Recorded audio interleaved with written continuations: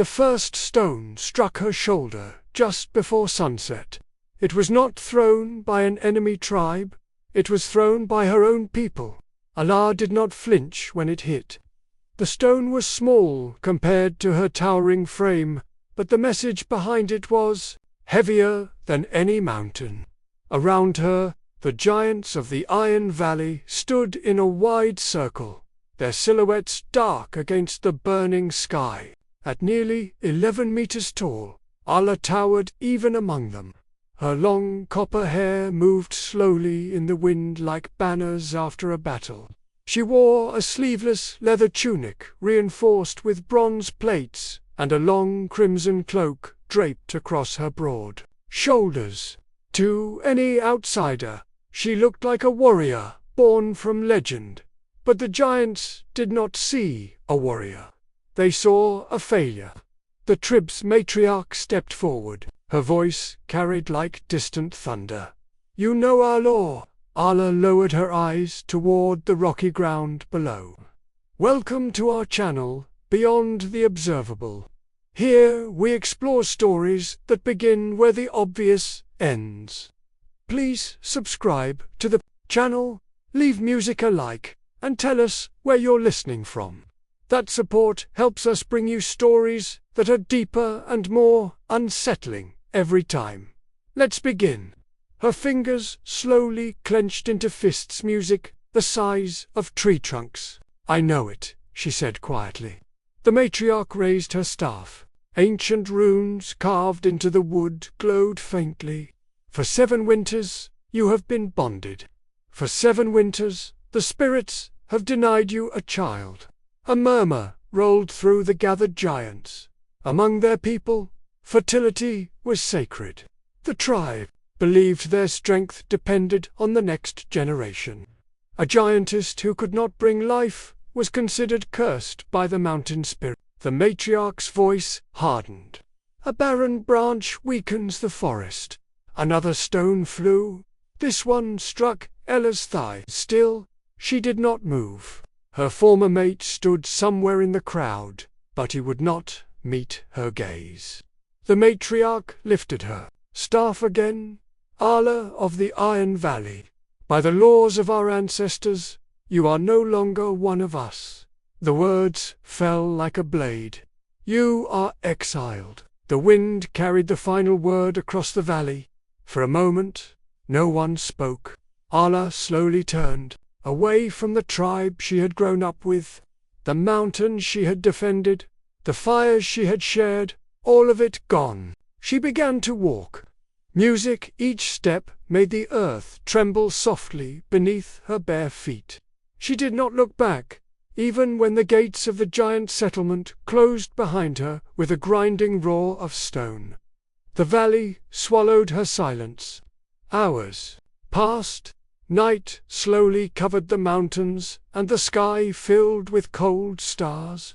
Allah stopped near the edge of a vast forest that looked almost fragile beneath her towering height. Even the tallest trees barely reached her shoulders. She stood there for a long time, alone. Her breath trembled. "What did I do wrong?" "Music," she whispered to the empty night. Her voice was so deep that birds sleeping in the trees fluttered awake. Then she heard something impossible. A human voice. Nothing. Allah froze. Slowly, she turned her head. At the base of a large stone stood a man. He was small, ridiculously small compared to her enormous frame. A normal human would barely reach the height of her ankle. Yet he stood there calmly, wearing music, a dark travel cloak, and carrying a lantern that illuminated the ground around him. The warm light made him look even smaller beneath the shadow of the giantess. Allah stared down at him in disbelief. "Did you just speak to me?" she asked. The man tilted his head back to meet her eyes. "Yes," he said simply. Allah blinked. Most humans ran at the sight of giants. Others fainted. Some tried to hide. This one did none of those things. He just stood there. The lantern flickered in. The wind. You heard what they said, Allah said quietly. I cannot give life. The man steadied her face for a moment. Music, there was no fear in his eyes, only curiosity. Then he spoke the words that would change everything. Then come with me. Allah frowned slightly. What? He raised the lantern higher. I know a place, he said calmly. A place where the world is bigger than the laws of your tribe. The giantess looked down at him, confused. You are asking an exile to follow you? The man smiled faintly. No, he said. I'm asking a giantess who hasn't discovered her true purpose yet. The wind passed through the forest. For the first time since her exile, Allah felt something strange stirring in her chest. Hope, but she still did not move. Why would you help me? She asked. The man's eyes reflected the lantern light as he answered. Because the world is about to change, he said quietly. And you are part of it. Allah stared at the tiny human standing before her. Music, then slowly, cautiously, she lowered herself to one knee so she could see him better. The earth rumbled as she moved. Human, she said softly. What is your name? The man looked up at the giantess who could crush mountains. My name is Elias. Musicy extended his hand, though it looked absurdly small. And yours? For the first time since leaving her tribe, Allah allowed herself to speak her name again. Allah Elias nodded once. Then he pointed toward the dark forest. Good. He lifted the lantern. Come with me. The giantess hesitated. Then slowly she stood and followed him into the darkness. The forest seemed endless. Even for a giantess like Allah, the journey felt strangely long. The towering trees brushed against her arms as she walked, their leaves whispering softly in the night wind.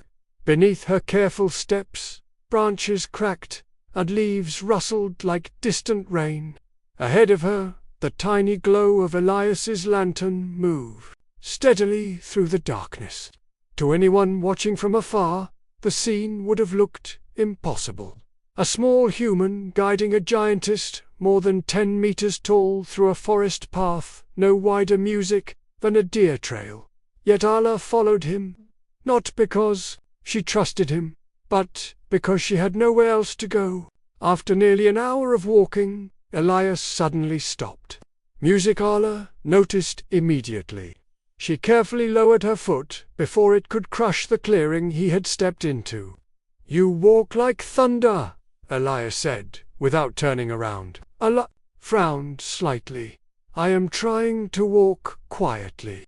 Elias turned and raised the lantern toward her towering figure. The warm light illuminated the bronze plates on her tunic and the long crimson cloak that swayed behind her. For someone your size, he said with a faint smile, you are doing music very well. Allah crossed her arms slowly. You still haven't told me where we are going. Elias looked ahead toward a hill rising in the distance, somewhere safe. The giantess tilted her head. From music, what? The human took a moment before answering. From the world that thinks it already knows your worth. Allah said nothing. They continued walking. The forest slowly began to thin and the moonlight spilled across a wide valley beyond the trees. Allah could now see mountains in the distance, their peaks glowing silver beneath the night sky. Elias climbed onto a large rock so he could see farther ahead. We're close, he said. Music Allah stopped behind him. Her enormous shadow stretched across the valley floor. Close to what? Elias jumped down from the rock and walked a few steps forward. Then he raised the lantern. The light revealed something carved into the side of a massive stone wall, an enormous doorway. It was ancient, older than the oldest giant structures Allah had ever seen. Strange symbols spiraled around the archway, glowing faintly like fading embers. The doorway itself was tall enough, even for her. Ella's eyes widened slightly. This was built for giants. Elis nodded. Yes. She stepped closer, kneeling slightly to inspect the symbols. Her long hair slid over her shoulder like flowing copper. I have never seen these runes, she murmured. Elias watched her carefully. You wouldn't have? She turned toward him. Why? Because your tribe buried this place in their music history. Allah frowned. My tribe records everything. Elias shook his head. No. They record what supports their beliefs. The wind moved gently across the valley. The giantess looked back at the massive doorway. What is this place? Elias lifted the lantern higher. The symbols glowed brighter, as if responding to the light. This, he said quietly, is the sanctuary of first mothers? Isa's brow tightened. I have never heard that name. Exactly. The human stepped closer to the stone entrance and placed his hand against one of the glowing runes. Thousands of tiny lines suddenly shimmered across the door like waking fireflies. Allah leaned closer. What does it do? Elis looked back at her. It reveals truth. Allah straightened slowly. I already know the truth. Her voice was heavier now. I cannot give life. Elias studied her face for a long moment. Music, then he shook his head. No. He pointed toward the glowing runes. You were told that Eli's chest tightened slightly. There is a difference. The giantess stared at the door again. The symbols pulsed slowly like a heartbeat. You are saying my tribe lied. I'm saying they stopped music, asking questions. Allah remained silent. The wind tugged gently at her cloak. Elias stepped back from the doorway and gestured toward it. The sanctuary only opens for those who carry unanswered truths. The giantess looked down at him. And you believe that is me? Elias smiled softly. I know it is. Eli hesitated. Part of her wanted to turn away, to keep walking until the mountains swallowed her existence. But another part of her felt something she had not felt in years. Curiosity. Slowly, she reached forward. Her enormous hand hovered over the ancient ruins. Music, the moment her fingers touched the stone. The entire doorway erupted in golden light. The ground trembled. Allah stepped back in surprise. The symbols blazed brighter and brighter until the massive doors began to move. Stone scraped against stone with a deep, ancient music groan. Allah stared as the entrance slowly opened. Warm light poured out from inside. Elias looked up at her, his eyes glowing in the golden reflection. You see, he said quietly, you were never meant to disappear. The giantess looked into the sanctuary. Deep inside the chamber, enormous statues lined the walls. Statues of giantesses, hundreds of them, and every single one held something in their arms. A child. Ella's music breath caught in her throat. What is this place? Ella stepped toward the entrance. His voice was almost reverent now. This is where the first giant mothers learnt the truth about life. He looked back at her. Music and tonight. The lantern light flickered. You are going to learn it, too. The doors finished opening with a thunderous echo across the valley. Allah stood frozen at the entrance of a secret lost to time, and for the first time in her life, the possibility of her future felt larger than the mountains themselves. The air inside the sanctuary was warm. Not the warmth of fire, but something deeper, like the breath of the earth itself. Golden light drifted across the enormous chamber, illuminating ancient stone pillars and towering statues that stretched toward the ceiling. Allah stepped inside slowly. Even for someone of her immense size, the sanctuary felt vast. The ceiling, arched high above her head, carved with swirling constellations and symbols she did not recognize. Behind her, the massive stone doors closed with a low rumble. Allah turned slightly. "You are very confident, bringing a stranger here," she said. Elias walked beside her, his lantern now barely necessary in the glowing chamber. "I didn't bring a stranger." He glanced up at her towering figure. "I brought the one the sanctuary was waiting for." Allah frowned, but said nothing. Her attention drifted back to the statues. They lined both sides of the hall, each giantess carved with incredible detail. Their expressions were calm, proud, protective. Some wore armor, others wore long ceremonial robes. Some had crowns of leaves or metal resting on their heads, but every statue held the same thing, a child. Some of the children were giant infants, curled safely in powerful arms. Others were small humans, wrapped in cloth. Allah slowed her steps. Her voice softened. "They look peaceful." Elias nodded. They were. She stopped beside one statue. The giantess depicted there had long braided hair and a gentle expression. In her arms was a tiny human child, no larger than Elias. Allah leaned closer. "This cannot be right." Elias crossed his arms. "What do you see?" She pointed carefully with one finger. "That child is human." "Yes." "And the mother is a giant." "Yes." Allah straightened. "That is impossible." Elias tilted his head. "Is it?" Allah looked at him sharply. "Giants and humans cannot share bloodlines." He walked past her, toward the center of the chamber. "That is what your tribe believes." Allah followed him. Slowly. "And you are saying they are music wrong." Elias stopped beneath a massive circular platform in the middle of the room. Above it hung a glowing crystal suspended by ancient metal rings. The light from the crystal pulsed gently across the sanctuary. "I'm saying your people forgot something important." Allah crossed her arms again. "What?" Elias turned to face her.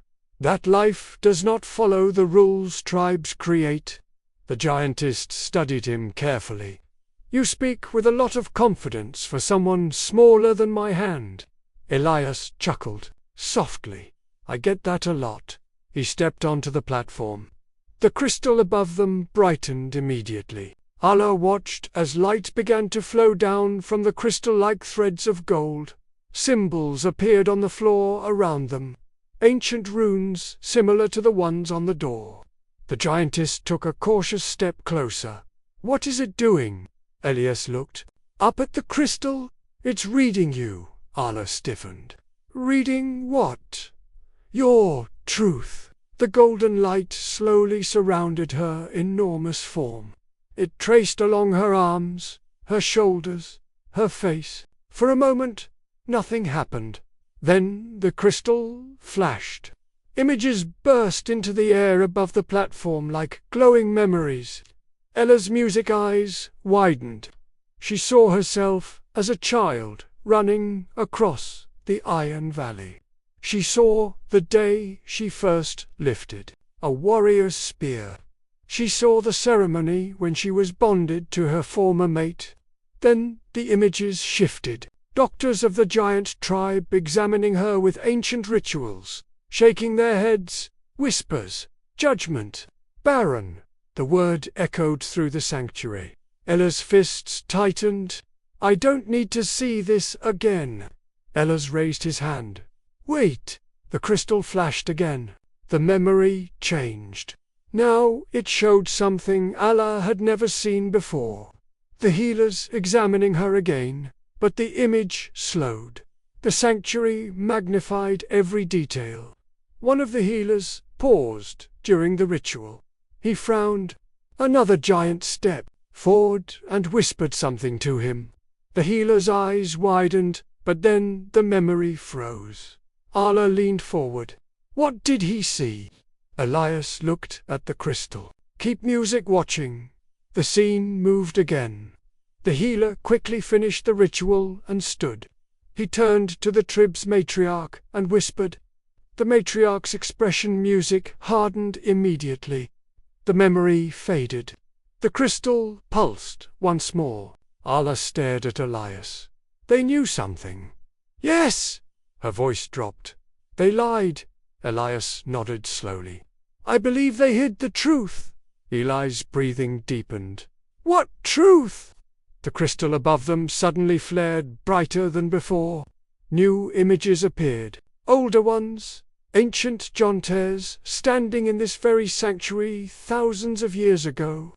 And in their arms, not only giant children, but human children.